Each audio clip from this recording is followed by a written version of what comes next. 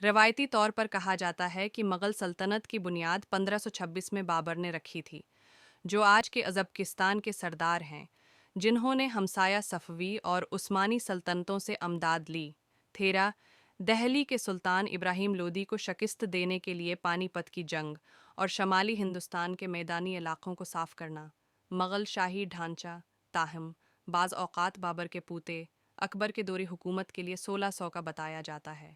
یہ شاہی ڈھانچہ 1722 تک قائم رہا، یہاں تک کہ آخری بڑے شہنشاہ اورنگ زیب کی موت کے فوراً بعد 1516، جس کے دور حکومت میں سلطنت نے اپنی زیادہ سے زیادہ جغرافیائی حد تک بھی حاصل کی۔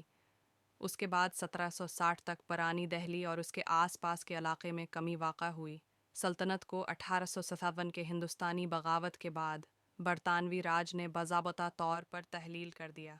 اگرچہ مغل سلطنت کو فوجی جنگ کے ذریعے بنایا اور برقرار رکھا گیا تھا، سدانین اس نے حکومت کرنے والے ثقافتوں اور لوگوں کو بھرپور طریقے سے دبایا نہیں تھا، بلکہ اس نے نئے انتظامی طریقوں اور متنوع حکمران اشرافیہ کے ذریعے برابری اور تسلی بخشی، جس سے زیادہ مؤثر، مرکزیت اور معیاری حکمرانی کی راہ ہموار ہوئی۔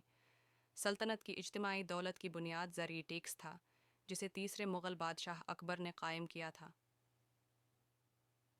یہ ٹیکس، جو ایک کسان کاشتکار کی پیداوار کے نصف سے زیادہ تھے، 25 اچھی طرح سے منظم چاندی کی کرنسی میں ادا کیے جاتے تھے، بونٹائلائز اور کسانوں اور کاریگروں کو بڑی منڈیوں میں داخل کرنے کا سبب بنتے تھے۔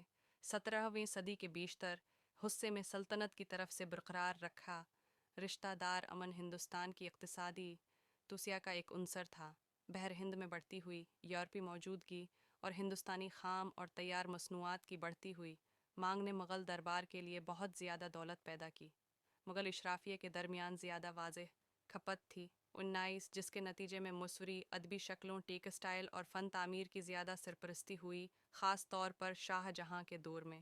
جنوبی ایشیا میں مغلوں کے یونیسکو کے عالمی ثقافتی ورثے کے مقامات میں شامل ہیں آگرہ کا قلعہ، فتح پور سیکری، لال قلعہ، ہمایوں کا مقبرہ، لاہور کا قلعہ، شالامار باغات اور تاج محل، جسے ہندوستان میں مسلمانوں کے فن کا زیور کہا جاتا ہے۔ دنیا کے ورثے کے عالمی سطح پر قابل تعریف شاہکاروں میں سے